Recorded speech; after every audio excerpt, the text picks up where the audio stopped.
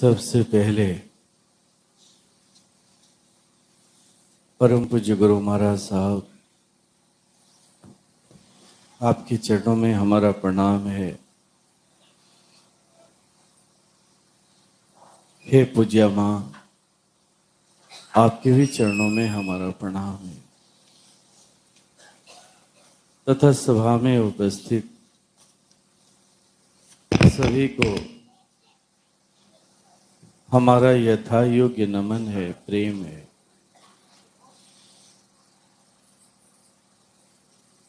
महापुरुषों ने कहा है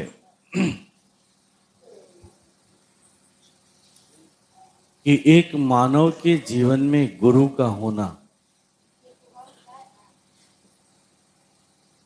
कैसा है, तो दैवी नियम से परिपूर्ण है। ये मानवीय नियम से परिपूर्ण नहीं है, दैवी नियम से परिपूर्ण। परमहंस योगानंद भी इस बात को कहते हैं कि अपने जीवन में अगर गुरु को देखना चाहते हो, गुरु को पाना चाहते हो, तो इस ईश्वर से नित्य इसकी प्रार्थना करो, याचना करो। और जब ईश्वर इस बात को जान लेता है कि तुम केवल और केवल उसके लिए ही ललायित रहते हो, तो वो आपके जीवन में गुरु को भेज देता है, भेज देता। इसलिए महापुरुषों ने कहा कि ये मानवीय विधान के तहत नहीं है। ये जो कुछ भी है, ये जो संबंध बना है, ये जो रिश्ता बना है, ये दैवी नियम से परिपूर्ण है। परम पूज्य गुरु महाराज साहब भी इस सत्यता को स्वीकारते हुए अक्सर एक प्रसंग रखा करते थे, जो रामायण से संबंधित है।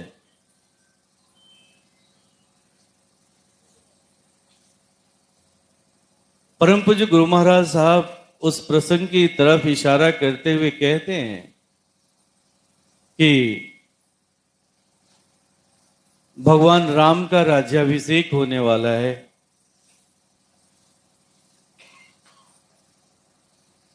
इसकी सूचना सुनकर भरत जी बड़ा ही प्रसन्न हो रहे हैं, खुश हैं। उन दिनों भरत जी शिव के उपासक, भगवान शिव की वो उपासना करते हैं, निराकार सत्ता की उपासना करते हैं। इसी क्रम में वो एक विशेष पूजा भी करते हैं। तो पूज्य गुरुदेव कहते हैं कि जब उन्हें इस बात का पता चला कि भैया का राज्याभिषेक होने वाला है, तो खुशी से झूम उठते हैं, सोचने लगते हैं कि भैया राज सिंहासन पर बैठेंगे, भाभी सीता राजरानी बनेगी, माता कौशल्या राजमाता बनेंगी। और इसकी सफलता के लिए वो भगवान शिव की एक विशेष पूजा करते हैं, विशेष पूजा, जो पूजा कई घंटों की पूजा होती है। वो पूजा क्या है, मैं इस विषय पे नहीं जाना चाहता। इधर मां कौशल्या भी खुश हैं अपने पुत्र को राज सिंहासन पर बैठते हुए देख करके। इसके लिए वो वन देवी का पूजन करती हैं, कुल देवी का पूजन करती हैं।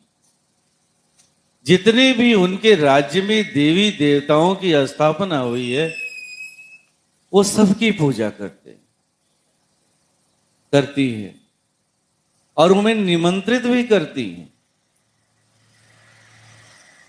लेकिन मां कैकेयी के एक हठ के वजह से भैया का राज्याभिषेक नहीं हो पाता, बल्कि 14 वर्ष का वनवास हो जाता है। मां सीता को जंगल जाना पड़ता है। पिता का स्वर्गवास, पुत्र वियोग में पिता का स्वर्गवास हो जाता है। सब कुछ उथल पुथल हो जाता है, राज्य में अस्थिरता आ जाती है। लेकिन इसके बीच मिलता क्या है? तो भैया राम जैसा सदगुरु मिलता है। अपने घर में ही, अपने परिवार में ही गुरु मिलता है, गुरु मिलता है। एक सदगुरु से परिचय होता है। जब वो अयोध्या आते हैं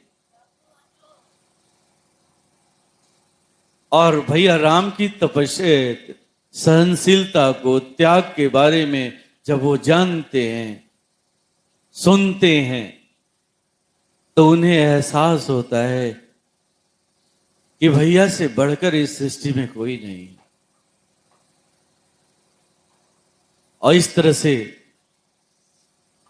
उनके जीवन में एक गुरु का पदार्पण होता है, आगमन होता है। उस पूरे परिवार के लिए गुरु का आगमन होता है, जो घर में ही था लेकिन पता नहीं था। लेकिन एक ऐसा संजोग बना, चाहे वो अच्छा हो बुरा हो, विषय वो नहीं है। विषय ये है कि एक ऐसा संजोग बना कि उनके झोली में गुरु रूपी फूल पैदा हुआ, प्राप्त हुआ। तो मुझे इस विषय को उठाने का मकसद सिर्फ और सिर्फ यही है कि अगर आप सबों के भी जीवन में पूज्य गुरुदेव का अगर आगमन हुआ है, उनके साथ कुछ समय मिला है, उनसे एक रिश्ता बना है, तो याद रखना ये रिश्ता एक मानवीय संजोग नहीं है। ये रिश्ता ईश्वरीय संजोग है, दैवी संजोग है, दैवी संजोग। आइए चलते हैं हम आगे एक प्रश्न की तरफ। एक बार हम सब परम पूज्य गुरु महाराज साहब के साथ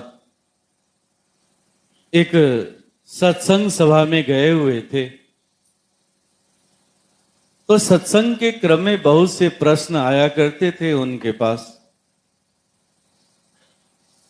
तो कुछ लोगों ने उनसे पूछा, उसमें एक व्यक्ति कुछ ज्यादा ही जिज्ञासु था। तो उसने पूछा कि प्रभु, आपने अपने संदेश में एक जगह लिखा है कि भाव से भक्ति का जन्म होता है, और भक्ति जब जवान होती है तो ज्ञान रूपी पुत्र पैदा लेता है, और जब ज्ञान रूपी पुत्र जवान होता है तो विरक्ति आती है, और उस विरक्ति से ही अनासक्ति पैदा होती है, जो मुक्ति का मार्ग प्रशस्त करती है। हे प्रभु, किसी सन्यासी ने आपसे प्रश्न किया था कि वैराग्य क्या है, तो आपने इसका उत्तर दे दिया था, और एक लाइन में ही भाव से, भक्ति से होते हुए मुक्ति तक आपने बता दिया था। लेकिन हम साधकगण इस रहस्य को जानना चाहते हैं कि प्रभु, वो भक्ति क्या है जो हमें मुक्ति के मार्ग पर ले जाती है? वो ज्ञान क्या है? वो विरक्ति क्या है? वो अनासक्ति क्या है? और फिर वो मुक्ति कौन सी मुक्ति है? कैसी मुक्ति? जिसकी चर्चाएं लोग करते हैं, क्योंकि ये हमारा विषय है, हमारा विषय है। हम इस रास्ते पर चल रहे हैं, लेकिन इसका विज्ञान हमें नहीं पता। हम इसका विज्ञान जानना चाहते हैं। तो परम पूज्य गुरु महाराज साहब ने कहा, आओ मैं तुम्हें इसका विज्ञान बताता हूं। तो उन्होंने कहा कि चाहे वो भक्ति हो, चाहे वो ज्ञान हो, चाहे वो विरक्ति हो, चाहे वो अनासक्ति हो या मुक्ति हो, सभी चीजों का, जितनी भी ये सारी चीजें हैं ना, उसका संबंध आपके अपने चित्त से है, चित्त से। ये सारी घटनाएं आपके चित्त के अंदर में घटती हैं, याद रखना। ये जितनी भी घटनाएं हैं, चाहे वो भक्ति की घटना हो, चाहे वो ज्ञान की घटना हो, चाहे वो विरक्ति की घटना हो, या अनाशक्ति हो, या फिर मुक्ति हो, जो कुछ भी ये घटनाएं घटती हैं एक साधक के जीवन में, वो कहाँ घटती हैं? तो तुम्हारे चित्त के अंदर में घटती हैं, चित्त के। क्योंकि चित्त ही कारण शरीर है, जो सभी का जन्मदाता है, सभी का जन्मदाता। इसी को कारण कहा गया है, कारण। तो उन्होंने कहा कि आओ पहले हम सब यह जाने कि हमारा चित्त कैसा है। जब चित्त के विज्ञान को समझ लोगे तो ये सारी चीजें समझ में आ जाएंगी, सारी चीजें समझ में। तो उन्होंने कहा कि हमारा चित्त कैसा है? तो चित्त एक लाख के समान है। लाख, लाख का मतलब यहां पैसों के रुपयों के गणना से नहीं है। लाख एक प्रकार का गोंद होता है, जिससे महिलाओं की चूड़ियां बनती हैं, जिसे वो लहठी कहती हैं, लहठी। तो उन्होंने कहा कि हमारा चित्त कैसा है? तो उस लहठी के लाख के समान। और उसका गुण क्या है? तो जब वो अग्नि के संपर्क में जाता है तो मुलायम हो जाता है। अब ऐसे में रंग बिरंगी चूड़ियां बनाने वाला क्या करता है?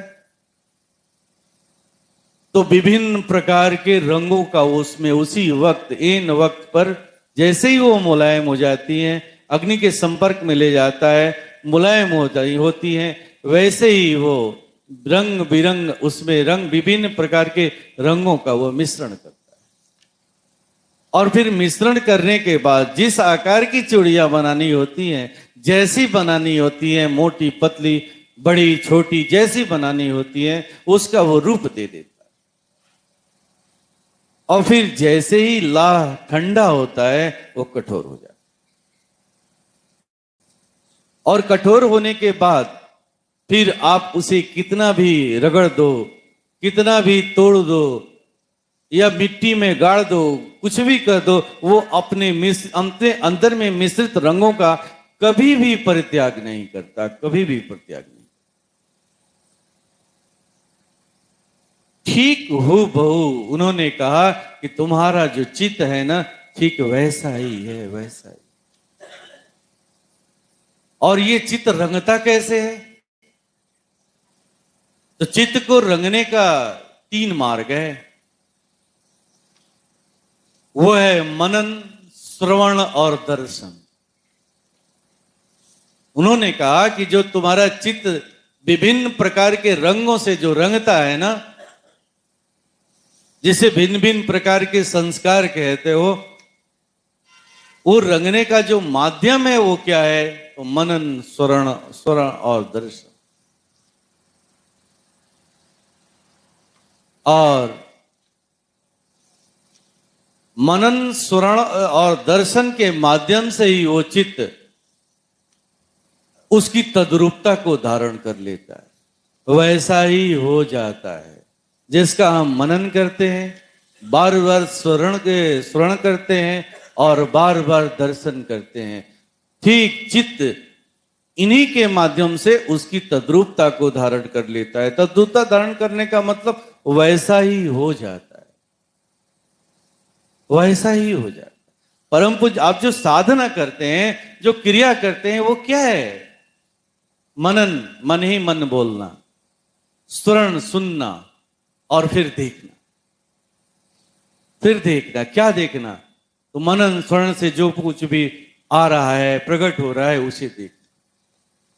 इसी की तो साधना उन्होंने दी है। कैसे अपने चित्त को आप रंगेंगे? तो परम पूज्य गुरु महाराज साहब ने कहा कि आपका जो चित्त रंगता है ना, वो इन्हीं 3 माध्यमों से रंगता है। और कभी कभी यह भी देखने को मिलता है कि चित्त के अंदर में जो वृत्तियां हैं, बार बार हमारे मनन से, स्मरण से, दर्शन से जो बनने वाली वृत्तियां हैं ना, वो वृत्तियां शांत रूप में भी रहती हैं। उनके अंदर कोई हलचल नहीं होता, वो शांत रूप में भी पड़ी रहती हैं, लेकिन वो अपना काम करते रहते। जैसे कोई व्यक्ति बहुत सीधा साधा दिख रहा है, उसके अंदर में कोई हलचल नहीं है, बहुत मीठी मीठी बातें करता है, लेकिन उसके अंदर लोभ की वृत्ति है। और ऐसे में उसको किसी संस्था का कोषाध्यक्ष बना दो, फिर देख लो क्या करता है।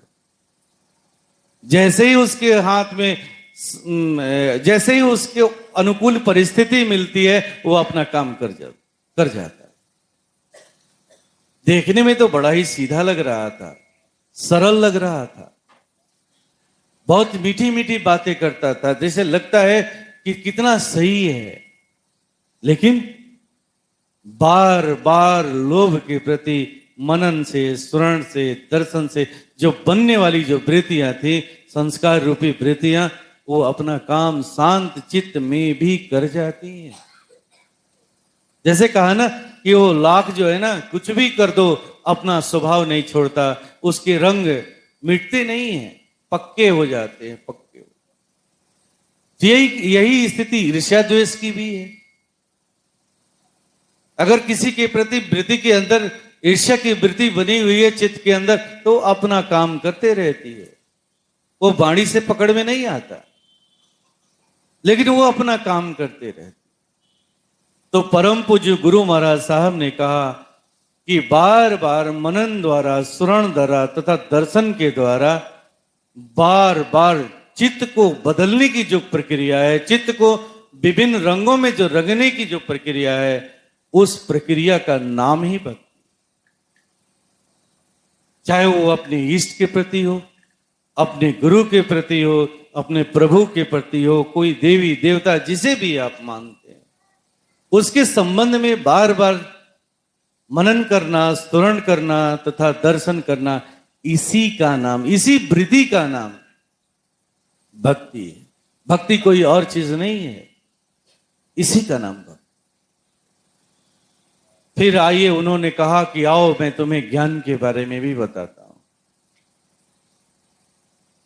वो ज्ञान कौन सा है जो मुक्ति का मार्ग प्रशस्त करता है, जो भक्ति से पैदा होता है ना, कि भक्ति जब जवान होती है तो ज्ञान रूपी पुत्र पैदा हो। वो कौन सा ज्ञान है? क्या ये वही ज्ञान है जिसे कोई पूजा पाठ करने वाले पंडित संस्कृत में बोले जा रहे हैं, श्लोकों को बोले जा रहे हैं, दोहे को बोले जा रहे हैं, जैसे लगता है कि उनके जिह्वा पर सरस्वती का आगमन हो गया हो? क्या ये वही ज्ञान है जो बहुत लंबे लंबे हम प्रवचन दिए जा रहे हैं?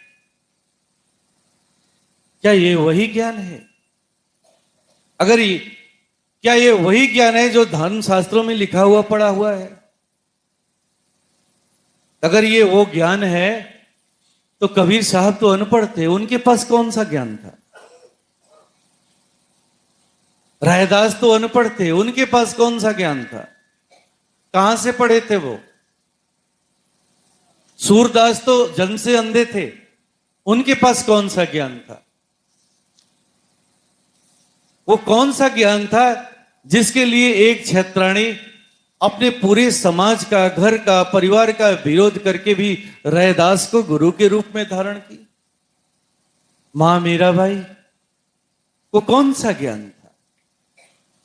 वो कौन सा ज्ञान था जिसके लिए दयानंद सरस्वती के गुरु कहते हैं कि अपने ज्ञान की सारी पुस्तकों को गंगा जी में डाल के आओ, तब मेरे पास आना, तब तुम्हें मैं शिष्य के रूप में वर्ण करूंगा। तो कौन सा ज्ञान था? वो कौन सा ज्ञान था? चरणदास जी ने सिर्फ इतना ही कहा था कि चलना नहीं, रुकना नहीं, चलना विश्व बेस, तनिक सुहाग को कौन गुथावे केस। ये कौन सा ज्ञान था कि शादी के मंडप में पहुंचते हैं, सहजों से बस इतना ही तो कहते हैं, उसकी विस्मृति स्मृति में बदल जाती है, उसकी पूर्व चेतना वापस आ जाती है और वो निकल पड़ती है। वो कौन सा ज्ञान था? वो कौन सा ज्ञान था जिसे विवेकानंद अपने गुरु को हमेशा निरक्षर गुरु समझते रहे, हमेशा निरक्षर गुरु समझते रहे। और जब वो धर्म सभा में अमेरिका पहुंचते हैं, जब उनके बोलने की बारी आती है, तो सारा ज्ञान काफूर हो जाता है, सारा वेद वेदांत उनका धरा का धरा रह जाता है। और वो याद करते हैं अपने गुरु को, उस निरक्षर गुरु को याद करते हैं जिसे कभी वो बार बार निरक्षर कहा करते थे। और जैसे ही याद करते हैं, वो कहते हैं कि एक प्रकाश का पुंज पैदा होता है और मैं खो जाता हूं, और जब होश आता है तो देखते हैं कि लोग मेज थपथपा रहे होते हैं, मेरी जयकार हो रही होती है। ये वो कौन सा ज्ञान? यही है भक्ति जनित ज्ञान, जो मुक्ति का मार्ग प्रशस्त करती है। भक्ति जनित ज्ञान जो भक्ति से पैदा होती है। बोधगम ज्ञान, ज्ञान गम्य नहीं, बोधगम ज्ञान, भक्ति जनित ज्ञान जो बार बार के मनन से, सुनन से और दर्शन से आती है, जिसकी साधना पूज्य गुरुदेव ने आप सबों को। आज मैं इस विषय को इसलिए उठाया हूं कि मैं याद दिलाना चाहता हूं कि पूज्य गुरुदेव ने आपको दिया क्या है, इसे जाने। कितनी अलौकिक चीज आपको दी है वो उन्होंने। और फिर ज्ञान के बाद इस ज्ञान से पैदा क्या होता है? तो विरक्ति आती है। विरक्ति,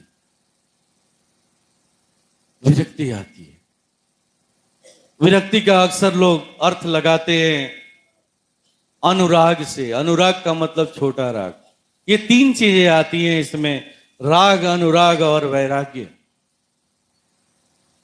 राग का मतलब होता है संसार से लगाओ, अनुराग का मतलब होता है संसार से छोटा लगाओ और अपने इष्ट और प्रभु से बड़ा लगाओ। और वैराग्य का मतलब होता है राग को बेच देना, व्यय कर देना, यानी संसारिक लगाव समाप्त कर देना। लेकिन यहां एक लगाव रहता है अपने इष्ट के प्रति, अपने प्रभु के प्रति। लेकिन विरक्ति का एक और अर्थ होता है, वह है रक्त का शुद्धिकरण होना। आप सुनेंगे तो आश्चर्य लगेगा कि ये क्या बता रहे हैं। हाँ, यही सत्य है। रक्त का शुद्धिकरण होना, विरक्ति। इस भक्ति जनित ज्ञान से जो विरक्ति आती है, उस कहने का आशय यही है कि आपके रक्त का शुद्धिकरण होता है। जो दोष, जो वासनाएं आपके रक्त में आ चुकी हैं, जो पीढ़ी दर पीढ़ी से चली आ रही है, वो चाहे काम के रूप में हो, क्रोध के रूप में हो, मोह के रूप में हो। कहते हैं ना कि पिता भी क्रोधी है तो बच्चा ही भी वैसा ही कुछ दिखता है उसके अंदर में। वो चरित्र जो वंशानुगत चरित्र है, वंश में जो संस्कार आपके खून में जो आ चुका है, वंश में आ चुका है, उसका भी शुद्धिकरण होना, यही विरक्ति है। कहते हैं हमारे यहाँ गांव की भाषा में कि जिसके घर में गुरु पैदा लेता है उसकी 7 पीढ़ियां तर जाती हैं। ये क्या है? यही है, जिनके जीवन में गुरु का आगमन होता है और वो जो उसके बताए हुए मार्ग पर चलते हुए उस भक्ति जनित ज्ञान से जो विरक्ति आती है, उसके जीवन में हाँ ऐसा होता है। जो रक्त दोष आपका जन्मों जन्मों से आपके खून में चला आ रहा है, उसका भी सफाया हो जाता है, शुद्धिकरण हो जाता है। ये वो ज्ञान है, ये वही ज्ञान है जो भक्ति से पैदा होता है। पढ़ने और लिखने से, शास्त्रों को इससे पैदा नहीं होता। मंत्रों को बहुत धारा प्रवाह बोलने से वो पैदा नहीं होता, वो भक्ति जनित ज्ञान से पैदा होता। वो विरक्ति आती है जो पीढ़ी दर पीढ़ी से आपको, आपके रक्त को दूषित किए हुए थी, उस रक्त का भी शुद्धिकरण हो जाता है। इसी को कहते हैं संस्कारों का दग्ध हो जाना, वासनाओं का दग्ध हो जाना। उस ज्ञान के आलोक में वासनाओं का दग्ध हो जाना।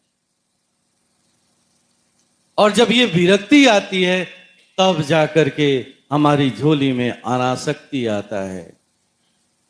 अनासक्ति का मतलब भी होता है किसी तरह का लगाव समाप्त हो जाना। लेकिन वैराग्य में लगाव था किससे? तो सत्य के प्रति लगाव था, सत्य के प्रति मोह था। लेकिन अनासक्ति में वो मोह भी समाप्त हो जाता है। असत्य तो एक बंधन है ही, सत्य भी एक प्रकार का बंधन है। जब तक हमें इस संसार में काम करना है, सत्य को धारण करके काम करना है, सद्गुणों को धारण करके काम करना है। लेकिन जब यहां से जाना है ना, तो इस सत्य को भी छोड़ देना है, क्योंकि यह भी एक बंधन है, बंधन है। इसलिए सत्य से संबंधित जितने हमें जिम्मेवारियां मिली हैं काम करने को, उन काम को जल्दी से जल्दी पूरा कर लेना है, उन जिम्मेवारियों को समाप्त कर लेना है, ताकि उस सत्य कार्य के लिए भी हमें वापस ना आना पड़े, उस अधूरे कार्य के लिए भी हमें वापस ना आना पड़े। तो गुरु महाराज साहब कहते हैं कि यह भी एक बंधन है। और जब साधक इससे भी जब तक उसका जब लगाव, जब विरक्ति आती है ना, तो ये भी समाप्त हो जाता है और अनासक्ति उसकी झोली में आती है। इसका मतलब ये नहीं है कि जो व्यक्ति अनासक्त होता है वो काम नहीं करता है, वो काम करता है, पहले से और ज्यादा कर्मठ होता है, और ज्यादा कर्मठ होता है। क्योंकि काम से जो करने से, कर्म करने से जो मिलने वाला फल है, वो फल उसके दिलो दिमाग को बाधित नहीं करता। यहीं पर उसका कर्म निर्लिप्त कर्म में बदलता है, निर्लिप्त कर्म में बदलता। वो वैसा कर्म है जिसे करने के बाद कोई संस्कार नहीं बनते, कोई संस्कार नहीं।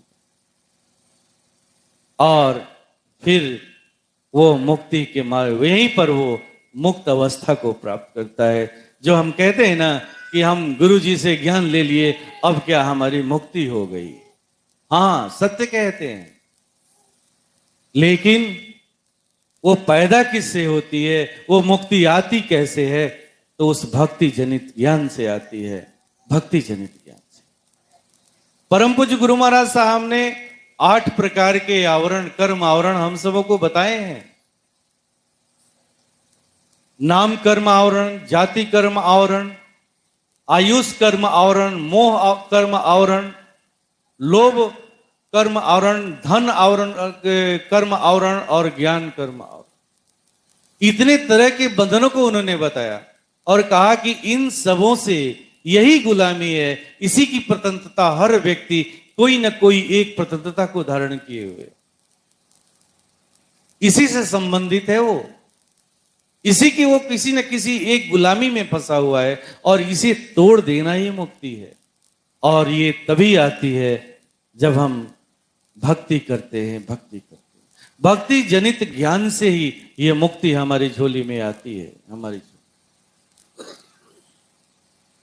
एक बार एक प्रसंग आता है छोटा सा, मैं ज्यादा समय नहीं लूंगा, लेकिन एक छोटा सा प्रसंग यहां रखना चाहता हूं जिससे बातें और स्पष्ट हो जाएंगी।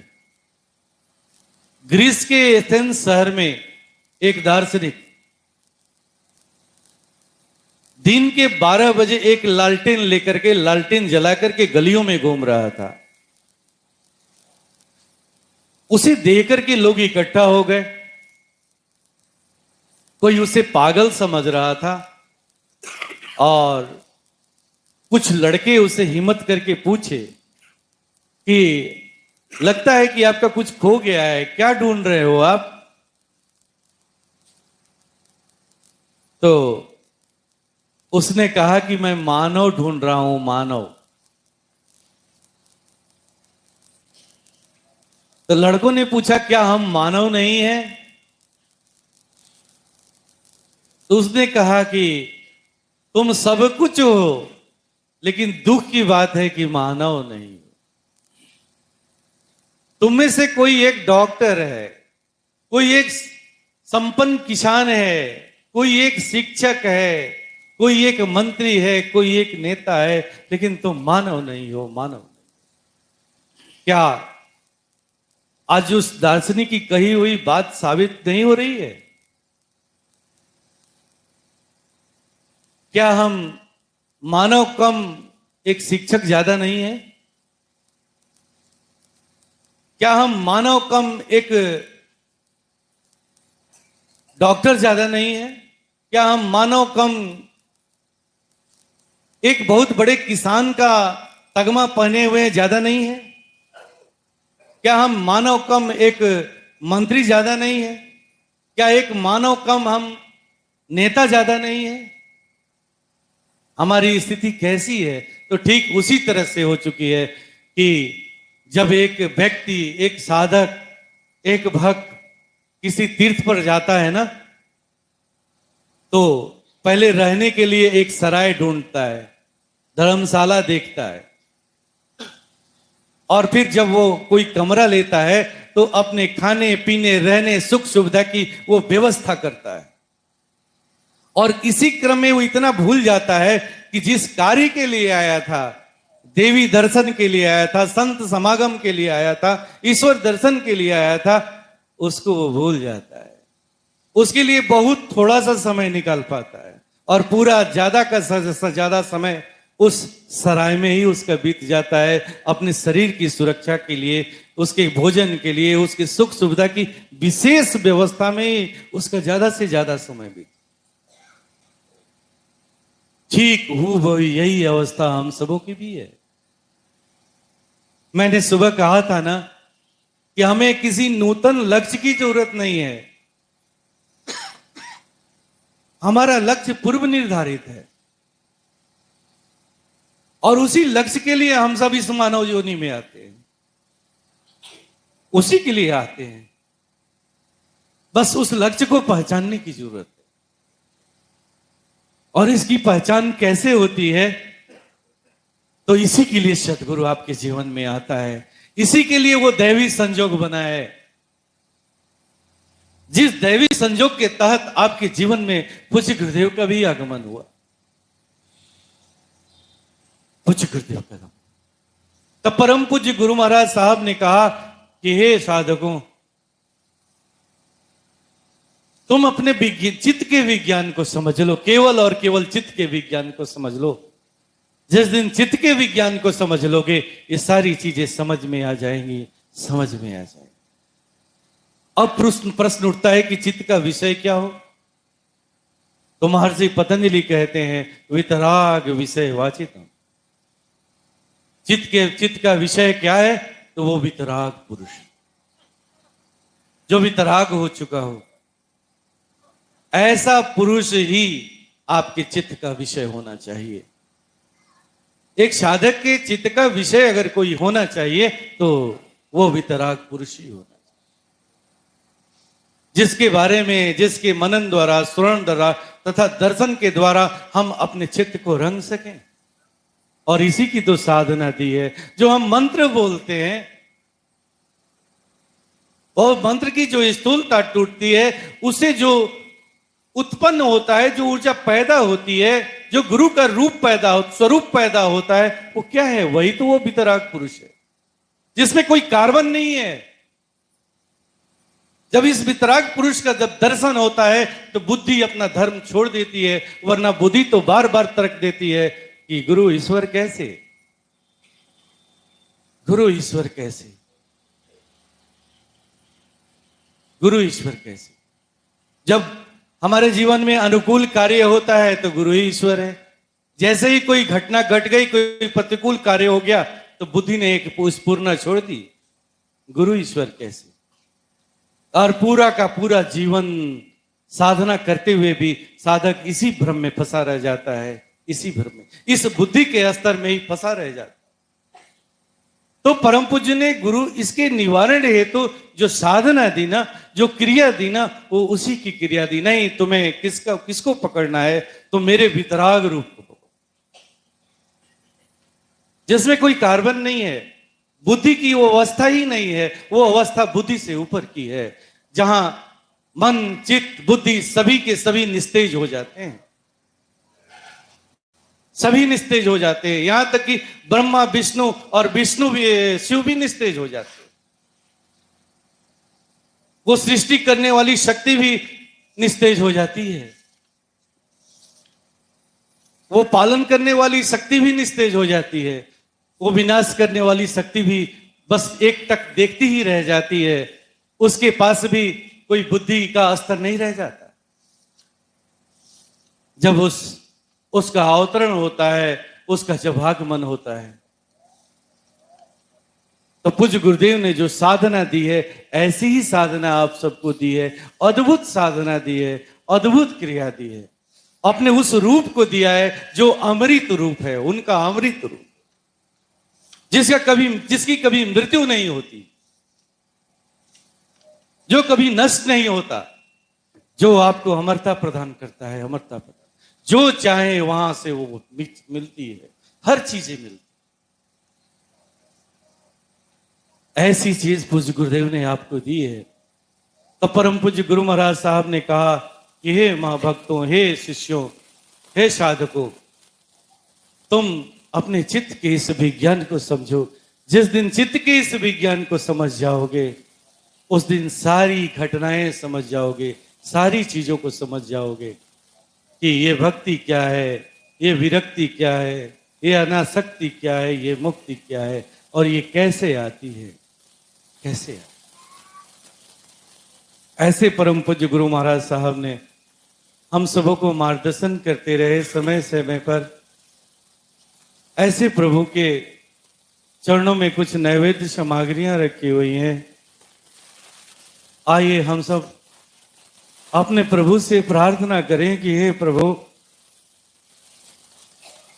आप हम सबों पर बनाए रखना, कि अपनी कृपा, अपनी दया बनाए रखना प्रभु, बनाए रखना,